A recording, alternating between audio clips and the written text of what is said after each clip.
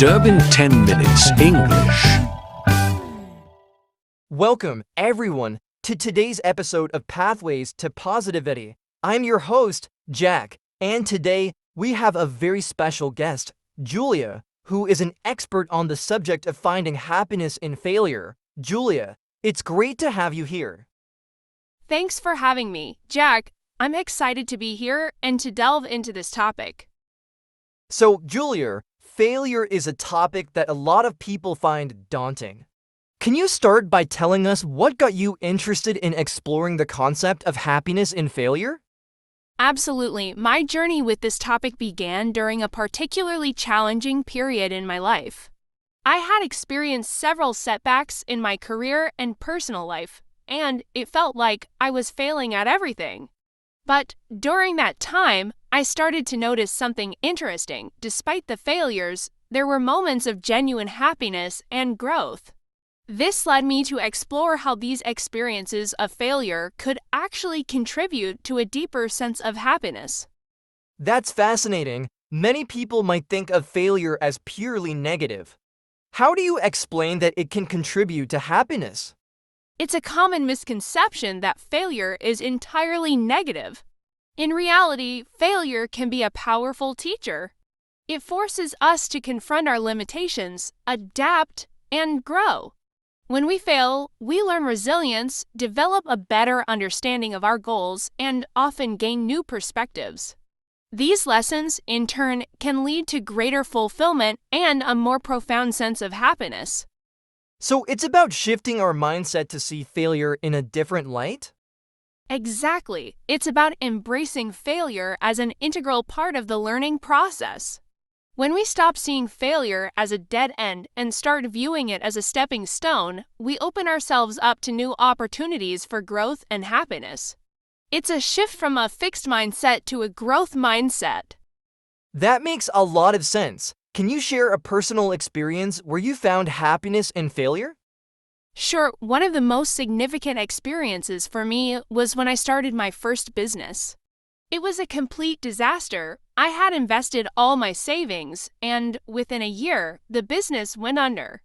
It was devastating at the time, but looking back, I realized that failure taught me invaluable lessons about business, perseverance, and myself. It also led me to meet incredible people who have become lifelong friends and mentors. The failure of that business was a crucial turning point that ultimately led me to a career I love. That's an inspiring story, Julia. It sounds like that failure was a catalyst for many positive changes in your life. It was, and that's the key takeaway here. Failure often opens doors we wouldn't have considered otherwise. It pushes us out of our comfort zones and forces us to explore new paths. For our listeners who might be struggling with failure right now, what practical steps can they take to find happiness in their situation? The first step is to reframe your mindset.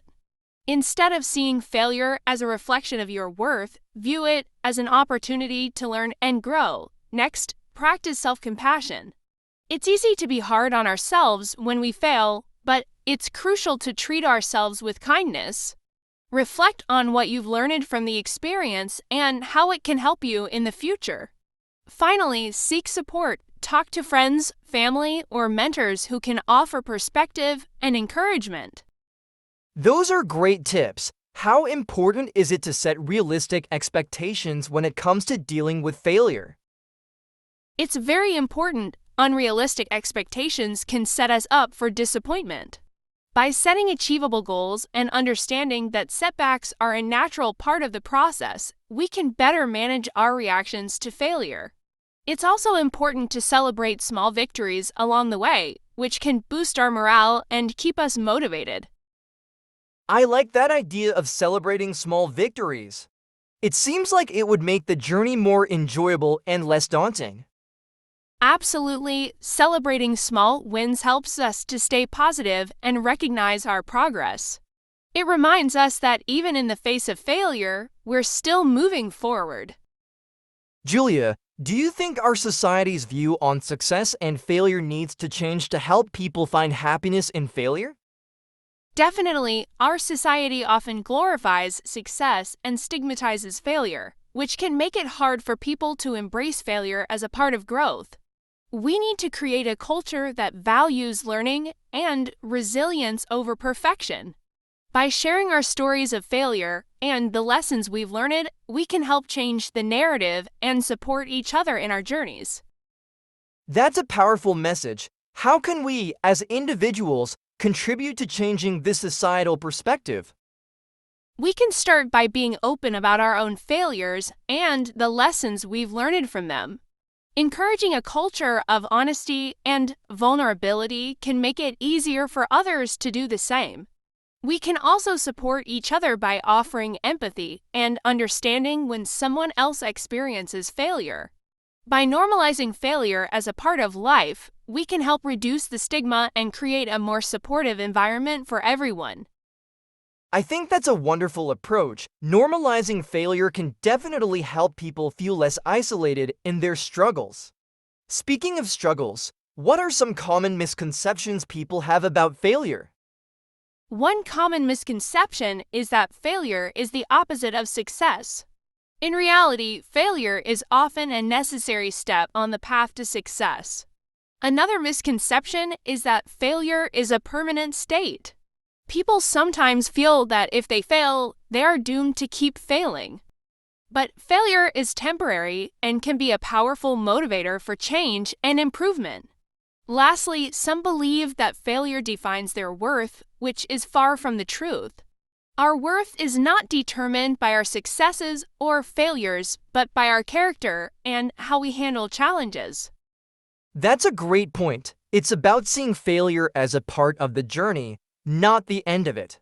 How do you recommend people bounce back after a particularly tough failure? Bouncing back from a tough failure involves a few key steps. First, allow yourself to feel the disappointment and pain. It's important not to suppress these emotions. Then, take time to reflect on what happened and identify what you can learn from the experience. Set new goals based on these insights and create a plan to move forward. It's also helpful to surround yourself with a supportive network of friends, family, or mentors who can offer encouragement and advice.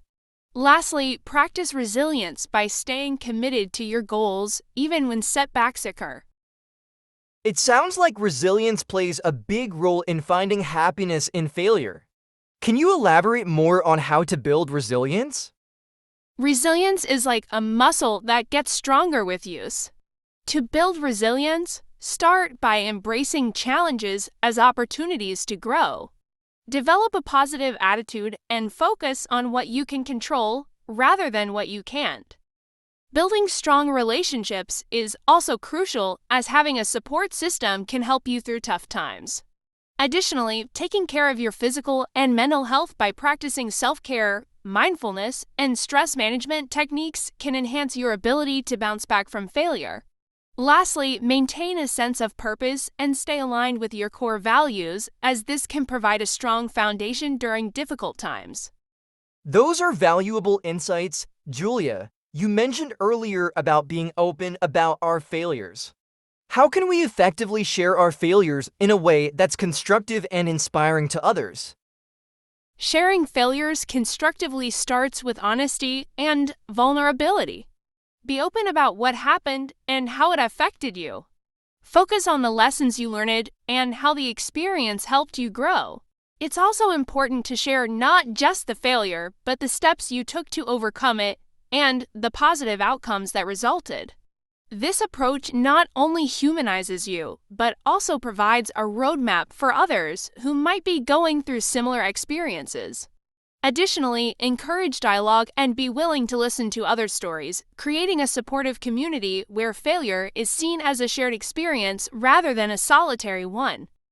I like that idea of creating a supportive community. It reminds me of how some organizations celebrate failures to encourage innovation. Do you think this approach can be applied on a personal level too? Absolutely. On a personal level, celebrating failures can shift the focus from the negative aspects to the learning opportunities they present. For example, you could keep a failure journal where you document your failures and reflect on what you've learned from them. Sharing these reflections with trusted friends or family can also help you gain new perspectives and support. By celebrating failures, you acknowledge your courage to take risks and try new things, which is a vital part of personal growth and happiness. That's a great idea. A failure journal sounds like a practical tool. In your experience, what's the most surprising thing you've learned about failure? One of the most surprising things I've learned is that failure often leads to unexpected opportunities and paths. When we fail, we're forced to think outside the box and explore alternatives we might not have considered otherwise. Some of the best opportunities in my life came from doors that opened after others had closed due to failure. It's taught me that being flexible and open-minded can turn what seems like a setback into a stepping stone. That's a wonderful perspective. It shows that staying open to possibilities can transform our experience of failure. Before we wrap up, what final advice would you give to someone who is currently facing failure and struggling to find happiness? My advice would be to be kind to yourself and give yourself permission to fail. Understand that failure is a natural part of life and an essential part of growth. Reflect on what you can learn from the experience and how it can help you in the future. Surround yourself with supportive people who can provide encouragement and perspective. And most importantly, keep moving forward. Each failure brings you one step closer to success and happiness. Remember, it's not the failure itself, but how you respond to it that defines your journey.